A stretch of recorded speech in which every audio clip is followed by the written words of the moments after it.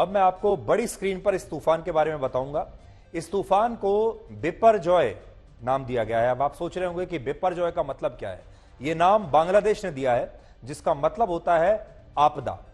और बड़ी बात यह है कि अरब सागर में इस तरह के ताकतवर तूफान बहुत ही कम आते हैं, लेकिन पहले की तुलना में अब इनकी संख्या 3 गुना तक बढ़ चुकी है। वर्ष 1965 के बाद तीसरी बार ऐसा हो रहा है।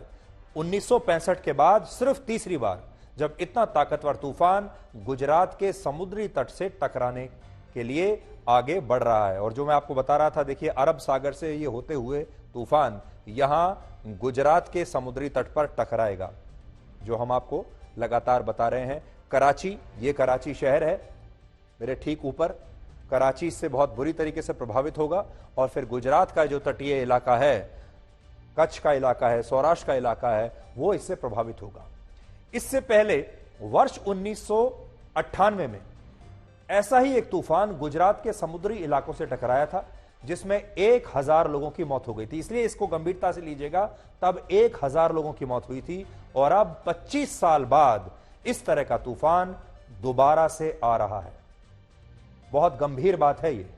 अरब सागर में इस तरह के ताकतवर तूफान बनने का एक बड़ा कारण होता है जलवायु परिवर्तन।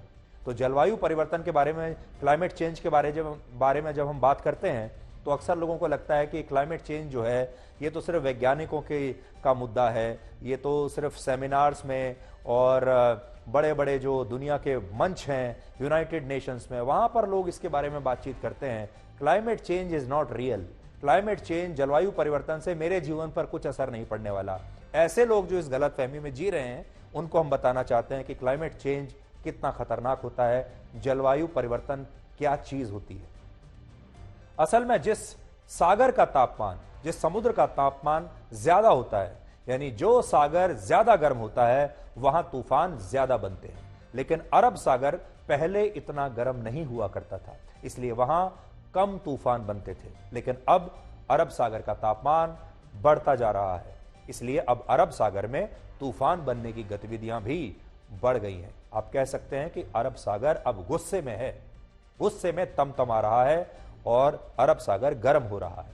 जो लोग सोचते हैं कि जलवायु परिवर्तन सिर्फ चर्चा करने का मुद्दा है, आज उन्हें यह समझना चाहिए कि जलवायु परिवर्तन एक ऐसा बदलाव है जो इंसानों पर बहुत बड़ा संकट पैदा कर सकता है।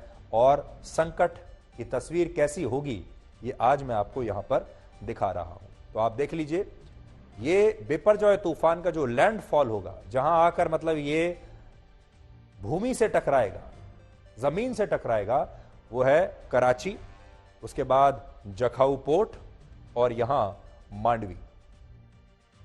लेकिन भारत के और भी कई ऐसे इलाके हैं जो इस तूफान की चपेट में आएंगे, जिनके नाम हम आपको उससे पहले बता चुके हैं। एक दूसरे नक्शे के जरिए मैं आपको बता रहा हूं, ये वो तमाम इलाके हैं जो डायरेक्टली, सीधे सीधे इसकी चपेट में आएंगे।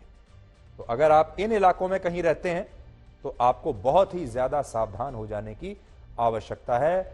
अगले 3-4 दिन आपको बहुत सावधान रहना होगा। दूसरा नक्शा भी मैं आपको दिखाऊंगा, जो शुरू में आपको पहले में नक्शा दिखा रहा था, जिसमें तूफान आपको दिखाई दे रहा था। और भारत के पूरे एक दूसरा नक्शा आपको दिखाएंगे, जिसमें आपको, जी ये देखिए आप, इसमें अगर आप देख पाएंगे तो ये तूफान आगे चलकर जैसलमेर, जोधपुर, बीकानेर और राजस्थान के कई इलाकों तक जाएगा। और फिर धीरे धीरे धीरे ये आगरा, सीतापुर, कानपुर, झांसी और इस तरफ निकलेगा। तो जैसे जैसे दूरी बढ़ती जाएगी, वैसे वैसे लोगों पर इसका असर तो कम होगा, लेकिन असर होगा जरूर।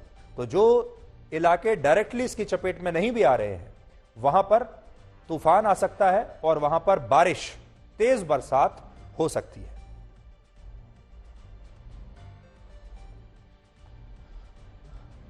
तो आज तक पर इसकी जो विस्तृत कवरेज है, पल पल की जो जानकारी है, हर वो जानकारी जो आपके काम की हो सकती है, आपको अगले कई दिनों तक लगातार देखने को मिलती रहेगी।